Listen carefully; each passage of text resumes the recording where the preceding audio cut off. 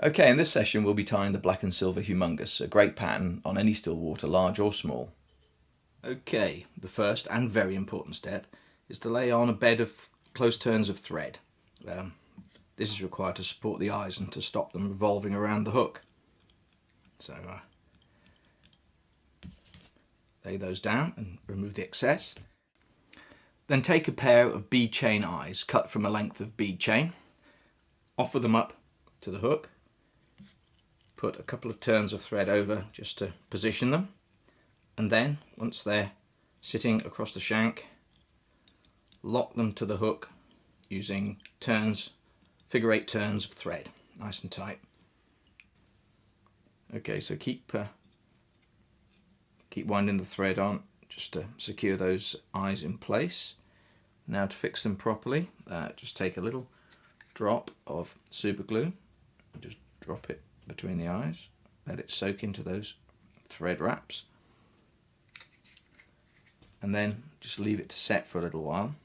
You can do these in batches if you want, or just give it a few seconds just to go off, and then just carry the thread on down the shank. Okay, now with the thread just positioned opposite the barb, we take a plume of black marabou, and from it we pinch a nice generous bunch of fibres. Remove any damaged fibres that we find, and then just trim the bunch to length. We then offer it up to the shank and just catch it in place at the bend, just to give us a nice long flowing tail. Just use close turns of thread just to hold it in place, and bring the thread back down. There we have the tail. Okay, from a hank of silver tinsel we take 2 or 3 strands.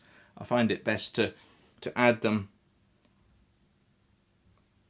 just at the bend, and then if required give it a little bit of extra sparkle by doubling them over. So instead of those 2 or 3 strands, we've now got 4 or 6 strands. Then we just trim them to length.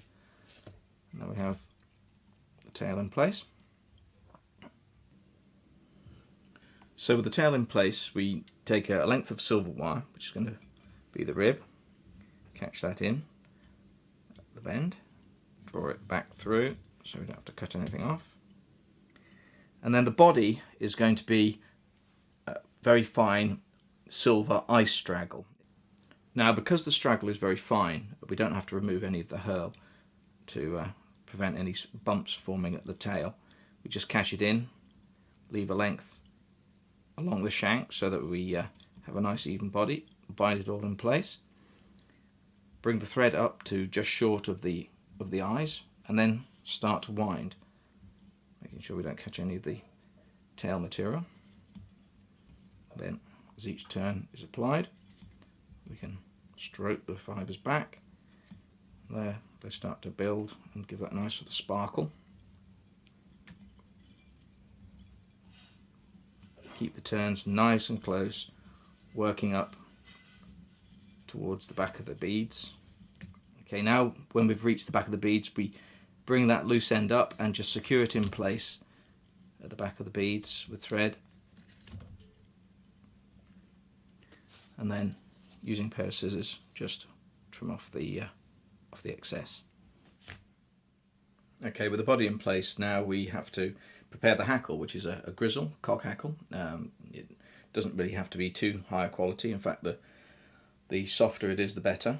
And we prepare it by stripping away all the waste fibres from the base of the hackle to leave a short section of bare stem.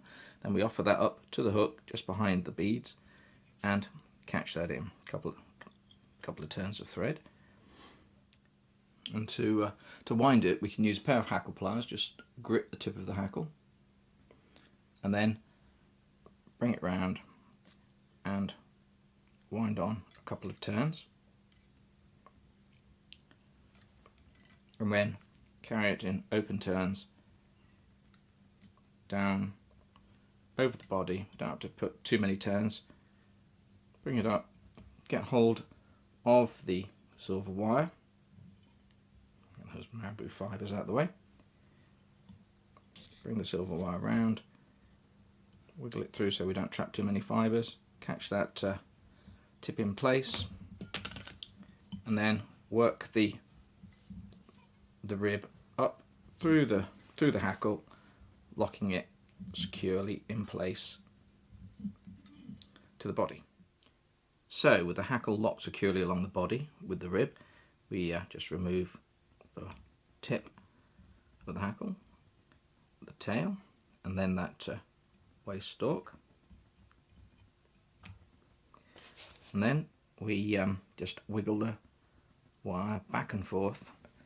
Eventually it'll snap off, and it's a simple matter of taking the thread to the eye and giving it a quick whip finish.